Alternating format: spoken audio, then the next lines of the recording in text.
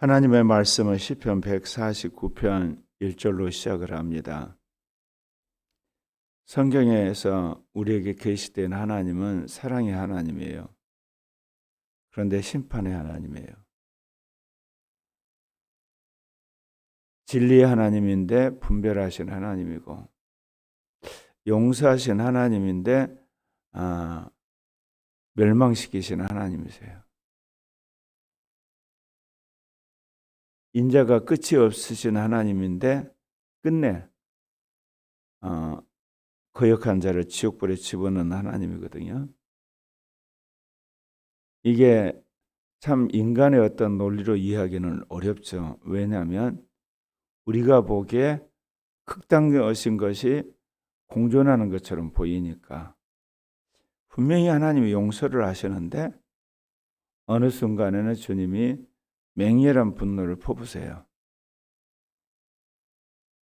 당신의 아들이 십자가에 죽기까지 사랑하신 건 분명한데 당신이 오셔서 모든 악한 자를 지옥불에 집어넣어버려요. 그리고 우리에게 분명히 너희 죄가 지는 것 같을지라도 양떼같이 희게 하겠다 그래놓고 주님 티끌만한 죄악도 다 찾아내서 내가 다 발못세고 나겠다 이야기를 하시거든요. 그거는 우리가 이 피조 세계 그리고 인간 세계에서 일어난 일을 보게 되면 이게 논리적인 문제가 실제적인 문제라는 것을 우리가 알게 됩니다. 하나님을 사랑한다는 건 뭐냐면 자신의 죄를 인정하고 주님의 긍휼을 바라는 거거든요. 우리가 진리를 추구한다는 이야기는 거짓을 버린다는 거잖아요. 우리가 선을 행한다는 것은 악과 싸우겠다는 거예요. 그리고 우리가 하나님을 섬긴다는 것은 우상을 거부하는 것. 실제적으로 우리 안에 같이 일어나는 일입니다. 그렇기 때문에 관념적으로 우리가 하나님을 생각하면 안 됩니다. 그러니까 이런 거 있죠. 참 사람은 좋은데 어떻게 보면 능력은 없다. 그러신 하나님 아니에요. 사람이 좋으면 능력이 좋아야 되는 거예요. 그리고 어떤 카리스마가 있으면 섬길 줄 알아야 되고 사랑을 하면 잘못에 대해서 엄히 꾸짖을 수 있는 사람이어야 되거든요. 근데 이게 가능하려면 어때야 되겠습니까? 여기서도 자기가 죽어야 가능한 거예요. 옛사람이 죽지 않으면 극단적으로 한편만 나타나요. 사랑만 이야기한다든지 심판만 이야기한다든지 진리만 이야기한다든지 아니면 거짓에 대한 방면만 이야기하든지 율법을 통한 심판만 이야기한다든지 하나님의 긍휼하심만 이야기하는 거. 그 옛사람은 그래요. 근데 새 사람이 되게 되면 그리스도를 닮기 때문에 우리 안에 자연스럽게 이 극단적인 양면이 상황에 따라 우리에게 나타나는 거예요. 지도자는 섬겨야 된다는 이야기가 뭐죠? 지도자는 다스리는 거예요. 그런데 그 지도자가 섬기는 거예요. 하나님은 거룩하신 분인데 그분이 우리 죄를 용서하신 분이란 말입니다. 양면이 우리 안에 있다는 것은 우리가 옛사람의 기질을 버리고 그리스도를 닮아감으로 어떤 상황이 있으든지 하나님의 뜻을 구현하는 그런 종들이 되는 겁니다. 오늘은 한편에서는 하나님을 향해서 찬양을 경배하는데 또 한편은 칼을 이야기합니다. 이게 그리스도인들의 삶입니다. 할렐루야 새 노래로 여호와께 노래하며 성도의 모임 가운데 찬양할지어다. 진실로 하나님을 찬양하는 자는 누굴까요? 예수 그리스도의 그 은혜로 말미암아 거룩하게 된 자예요. 죄악 가운데 있는 자기를 끄집어내고 더러운 가운데 있는 자기를 거룩게 하고 마귀의 손아귀에 있는 자기를 하나님 품 안에 안아주신 것에 대해 한없는 경외함과 감사함과 그 감격이 넘치니까 그거를 찬양하지 않을 수가 없죠. 경배할 수밖에. 그러니까 우리가 왜 감사가 없고 찬양이 없고 진실함이 없냐? 그건 뭐냐? 우리가 죄 안 싸우고 있다는 거야. 마귀가 치열하게 안 싸운다는 거예요. 이 죽음이란 것 앞에서 자기가 직면하지 않기 때문에 거꾸로 그들과 손잡고 타협하고 그들의 속기 때문에 그러는 거거든요. 오늘 성도들이 하나님 앞에 찬양하고 거듭난 영으로 새 노래 여호와를 찬양하는 것은 구원받은 백성, 거듭난 백성, 영으로 사는 백성들의 당연한 삶의 모습입니다. 이스라엘은 자기를 지으신 이로 말미암아 즐거워하며 시온의 주민은 그들의 왕으로 말미암아 즐거워할지어다. 우리는 모태에서 지음바 되었지만 하나님으로 말미암아 다시 지음받은 사람들이에요. 모태에서 태어난 인간은 마귀의 손아귀에 있고 또 원죄로 말미암아 세상의 영에 사로잡혀 있기 때문에 하나님을 아버지라 부르지도 못하고 우상을 신인 줄 섬기게 되지만 거듭난 사람은 하나님의 영이 와 있기 때문에 자신을 구원한 분이 누구고 자신이 누구를 위해 살아야 되는가 알기 때문에 자기를 거듭나게 하고 새 창조하신 그분을 즐거워하고 그분만을 위해 살게 되는 거죠. 그렇기 때문에 시온의 주민, 그리스도를 섬기는 하나님의 사람들은 주님의 주가 되시는 왕의 왕이 되신 그분께 감사와 또 그분을 말미암아 즐거워하게 되는 겁니다. 우리가 살아가는데 왜 힘들어합니까? 왕의 왕을 잃어버려서 그래요. 우리가 왜 힘드냐면 주의 주 되신 그분을 의지하지 않으니까 그러거든요. 그분은 죽음도 이기시고 부활한 분이잖아요. 그 어떤 고난도 다 겪고 그걸 이긴 분이기 때문에 그분 안에 가게 되면 우리가 어떤 형태로든지 문제를 해결할 수 있는 길이 보이고 일어설 수 있는 우리의 소망이 있는 거거든요. 근데 그분을 깜빡 잊어버리고 내가 문제를 해결하려고 그러고 그리고 내가 어떤 것을 대적하려고 할 때 상대가 안 되잖아요. 역량이 안 되고 지혜가 부족하고 그러니까 불안하게 되고 우리가 스스로 일세 자각하기도 하고 완전히 컴플렉스 빠지기도 하죠. 그래서 우리가 살아가면서 어떤 상황이 오더라도 주를 의지하는 법을 배워야 돼요. 춤추며 그의 이름을 찬양하며 소고와 수금으로 그를 찬양할지어다. 우리가 구약을 읽다 보면 적국과 전쟁을 하는데 제사장들이 앞서가면서 외치거나 또는 찬양하거나 그럴 때가 있잖아요. 어떻게 보면 미친 전략이거든요.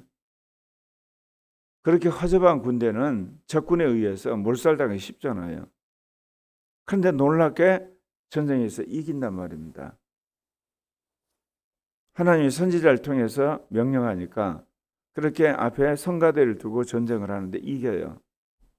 그거는 뭐냐면 하나님이 함께해서 적들을 분열시켜 버리든지 아니면 적들이 굉장히 두려움에 쌓인다든지 아니면 후방에서 제3의 세력이 쳐들어오니까 가운데 샌드위치가 될까 봐 결국은 철수하게 되는 그런 놀라운 일을 하나님이 하시는 겁니다. 우리가 지금 굉장히 어려운 국가적인 교회적인 상황이지만 하나님이 이 나라를 바꾸셔서 민족의 복음 통일을 하고 아시아 선교를 하고 세계 교회를 개혁하는 시대의 사명이 한국 교회와 한국에 있다는 걸 믿고 우리가 나아가게 되면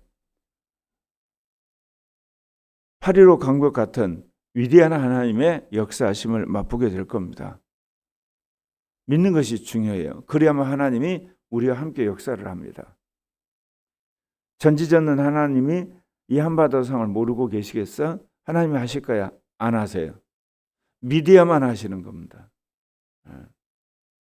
하나님이 긍휼이 많으시고 사랑이 많으신 하나님이 어떤 사람은 구원하고 어떤 사람은 멸망시키나요? 자기가 죄인인 걸 알고 영생을 구하는 사람을 주님께 구원하세요. 그러지 않고 자기가 잘났다고 그러고 이 땅의 것을 취하면서 세상 신을 섬기는 사람은 하나님이 몇 번이지 놓고 하다가 그냥 던져버리는 겁니다. 여호와께서는 자기 백성을 기뻐하시며 겸손한 자를 구원으로 아름답게 하심이로다. 하나님이 홀로 우주 만물을 만드신 그런 이게 삼위일체 하나님이신데, 참 놀라운 것은 아들의 형상을 따라 지음받은 이 인간과 더불어 사는 걸 무엇보다 기뻐하시는 거예요. 그러니까 성령 하나님 우리 안에 와 계시는 거죠. 얼마나 죄의 냄새가 많이 나오겠어요. 인간의 악한 생각, 이루 말할 수 없는 육신적인 것들, 심지어 마귀에게 속아가지고 하나님을 거역하는 생각이 우리 안에 가득 차 있는데 그 안에 성령이 와 계신다니까요. 우리가 예수 그리스도께서 이 땅에 오셔서 얼마나 많은 고통과 핍박과 조롱을 받고 십자가에 죽으신 거, 그것도 놀라운 일인데 예수님은 3년 반 그 사역을 하고 죽으셨거든요. 그런데 우리 안에 오신 성령은요, 내가 예수를 믿는 날부터 수년 동안 그 순모와 고통과 그 말할 수 없는 아픔을 겪으신 분이에요. 그런데도 불구하고 우리를 떠나지 않으세요. 예수 그리스도의 그 십자가를 믿는다는 그 믿음 하나 때문에. 그럼 어찌하든지 우리를 회개시켜서 우리를 진실하고 거룩한 사람 만들어서 주님이 기뻐하시는 그런 일세 이기는 자요 14만 4천을 만들려고 그러신단 말입니다. 우리가 예수 그리스도의 십자가 죽음을 기리는 것은 뭐냐? 당신이 인간으로 와서 그 모든 걸 겪으셨기 때문에, 그런 말면 우리의 구주가 되기 때문에 우리가 그리스도의 십자가의 죽음과 고난을 기리는 거거든요. 그러나 실제적으로 우리의 삶 속에서 정말 천대받고 무시당하고 온갖 고통을 겪으신 분은 우리 안에 오신 성령이란 말입니다. 그렇기 때문에 우리가 회개를 하고 하나님을 높여야 될 때 우리 안에 계시는 성령이 얼마나 기뻐하시는지 몰라요. 성령은 겸손한 자와 함께 하세요. 우리가 이기는 자가 되는 여러 가지 것들을 생각하지만 그 중에 아주 이게 쉬운 길 중에 하나가 있어요. 겸손한 자는 구원에 들어가요. 근데 예수를 믿고 나서도 왜 우리가 멸망의 길로 가냐? 교만해서 그래요. 자기 의에 사로잡혀가지고. 성도들은 영광 중에 즐거워하며 그들의 침상에서 기쁨으로 노래할지어다. 하나님이 임재하는 그 사람에게는 하나님의 영광이 함께하죠. 하나님이 함께하는 증거가 나타나고 하나님 권세가 있기 때문에 자기가 사회적으로는 정말 별 볼 일 없는데 그 말에 놀라운 능력이 있는 거예요. 그리고 그 말대로 이루어지는 역사를 보면서 주변의 사람들이 다 굴복하게 되는, 그리고 하나님의 영광 가운데 사는 삶의 놀라운 축복과 권세가 있게 됩니다. 그리고 그런 사람들은 아침에 일어날 때마다 오늘도 하나님과 더불어 하루를 시작하는 그 즐거움, 그 신나는 삶을 우리가 생각하게 되고 그래서 기도하게 되는 거거든요. 그러니까 우리가 삶의 조건에 따라서 웃고 웃는 삶이 아니라 하나님이 있냐 없냐에 따라서 웃고 웃는 그런 삶의 체질로 바꿔야 되거든요. 그러려고 우리가 경건 훈련하고 새벽 설교 듣고 또 큐티도 하고 기도도 하는 겁니다. 그들의 입에는 하나님에 대한 찬양이 있고 그들의 손에는 두 날 가진 칼이 있느니라. 입으로는 하나님을 찬양하지만 우리를 공격하는 적들을 향해서 우리가 방어를 하고 그들을 물리쳐야 되니까 칼이 있어야 되는 거 아니겠습니까? 특별히 여기서 입으라 그럴 때는 뭐냐? 우리가 말씀을 통해서 하나님을 찬양하고 경배하는, 사실 인간이 어떻게 하나님을 찬양하겠어요?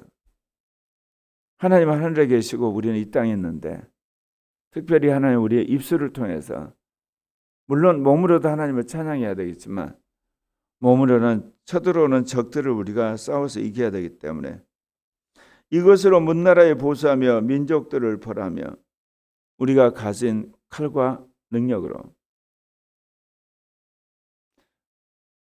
오늘날 세계를 돌아볼 때 트럼프 대통령이 얼마나 기독교를 위해서 헌신하는가 알 수. 나이지리아에서 IS가 기독교인들을 죽이고 핍박을 하니까 미군 통해서 미군 미사일로 공격을 해서 쑥대밭을 만들어 버렸잖아요. 그래서 더 이상 기독교인들을 공격하지 못하게끔 그렇게 한 거거든요. 왜냐하면 IS가 그렇게 하니까. 또 시리아에서는 IS가 미군 3명을 죽이니까 또 거기를 폭격하고, 기독교는 십자가에 죽고 부활한 예수 그리스도의 복음을 전하지만 기독교 공동체는 세상에서 막강한 힘을 가지고 자기를 보호하는 권세를 하나님 허락하세요. 그게 권력이고 그게 돈이고 그게 무기고 그게 지혜고 전략이고 그런 거거든요. 우리가 자칫 예수 그리스도의 십자가만을 이야기를 하면서 한마디로 세상 사람들에게 정말 천대받고 무시당하고 짓밟히고 그게 전부라고 생각하시면 안 돼요. 예수님이 심판을 오신다는 뭐예요? 분명히 십자가에 죽기까지 우리를 사랑하신 그분인데 만왕의 왕으로 심판을 오셔서 지구에 있는 모든 사단과 악한 영들, 적그리스도, 거짓 선자, 윙윙만 다 죽여요. 그래서 피가 강같이 흐르는 날이 와요. 얼마나 끔찍합니까? 흔히 세상 말로 뭐 하나님이 그렇게 잔인할 수가 있어 그런데 하나님 잔인하세요. 왜? 당신이 창조한 이 세계를 이렇게 더럽히고 당신이 형상대로 지음받은 인간을 향해서 그 악한 짓을 한 자들 주님 그대로 줄 수가 있어요? 완전히 싹쓸이 해버리는 거죠. 그래서 그들 다 무적에 쳐넣고 지옥불에 집어넣어버리고 멸망으로 가게 하신단 말입니다. 이 무서운 하나님을 우리가 안다면 우리가 그렇게 마음 놓고 죄질 수 없는 거예요. 모르니까 그런 거예요. 또는 뭐냐, 악한 영한테 속아서 그 경각심이 우리 안에 사라지니까 그렇죠. 그들의 왕들은 사슬로, 그들의 귀인은 철거랑으로 결박하고, 이게 뭡니까? 이스라엘을 공격했던 왕들, 그리고 그들을 쳐들어왔던 그런 귀족들, 그들이 거꾸로 사슬로, 철거랑으로 망한다는 것. 이스라엘 역사에서 구체적으로 실현된 것은 솔로몬, 다윗 때 이런 역사를 그들이 경험을 했죠. 그리고 나서 이스라엘 역사에서 이것을 명확하게 경험한 적이 없어요. 물론 거슬러 올라오면 그들이 출애굽할 때 그렇게 했고 사사시대에 그렇고 그랬지만, 그럼 언제 이게 이루어지냐? 영적으로는 교회 시대 하나님 말씀을 통해 이루어지만 실제적으로는 주님 재림할 때 이루어진다니까요. 그러니까 성경의 말씀은 반드시 이루어져요. 근데 언제 이루어지냐는 어떨 때는 며칠, 몇 년, 몇십 년, 몇백 년, 몇천 년 안에 꼭 이루어져요. 기록한 판결대로 그들에게 시행할지로다. 이런 영광은 그의 모든 성도에 있도다. 할렐루야. 그래서 우리가 살아가는 데 있어서 하나님의 백성이 담대하고 그리고 탁월한 백성이 되는 거예요. 나는 이재명과 이 더불어민주당이 이제 폭망하고 새로운 정권이 들어서고 특별히 새로운 기독교가 출현할 때 한국이 가장 혁신적인 나라, 가장 깨끗한 나라, 그리고 가장 창의적인 나라, 가장 글로벌한 나라, 가장 세계 모든 나라와 연대하는, 세계 역사상 찾아보기 힘든 미국을 능가하는 그런 문화 제국이 출현할 것을 소망해요.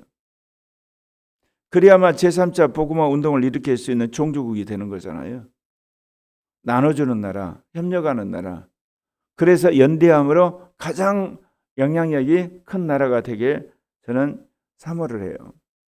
지금 역사가 어떻게 돼가냐? 그렇게 막강했던 유럽이 그야말로 지리멸렬해가는 거예요. 이제 러시아는 전쟁에서 마찬가지로 약화돼 가고 중국은 해체될 거고, 인도는 나라가 크다지만 세계를 이끌어갈 만큼 되지 못하고, 브라질도 마찬가지예요. 어떻게 보면 인구 1억이 안 되는 한국이 전 세계에 있는 디아스포라 코리안들과 더불어서 위대한 주님의 문화의 제국, 디지털 제국, 그리고 어떻게 보면 선교의 제국, 사랑의 제국을 만들 그런 위대한 비전을 여러분 꿈꾸십니까? 저는 꿈꿔요. 하나님께서 이 일을 하실 거라 믿으니까. 당신이 세계를 복음화해야 되니까. 한 나라쯤은 그런 나라를 만들어서 오대양육대지에 있는 수많은 기독교 호의적인 나라들을 더불어서 그리스도의 계절이 다시금 이 땅에 오게 하실 거라는 거예요. 그리고 나서 그것이 타락해서 변질이 되고 그것이 이제 마귀의 손아귀에 잡혀서 7년 환란으로 들어간다는 겁니다. 그래서 우리가 성경에 있는 말씀을 믿는다면 그 말씀에 따라 그런 시대를 준비하고 또 그렇게 가야 될 줄 믿습니다. 성경에 있는 말씀을 믿는 사람이 있어야 하나님이 일을 시작해요. 그리고 거기에 순종하는 사람이 있어야지 그 일이 눈앞에 보이게 되고 그런 사람들이 이제 일어나게 될 때 위대한 하나님의 역사를 82억이 되는 인류가 경험하게 되리라 믿습니다. 기도합시다.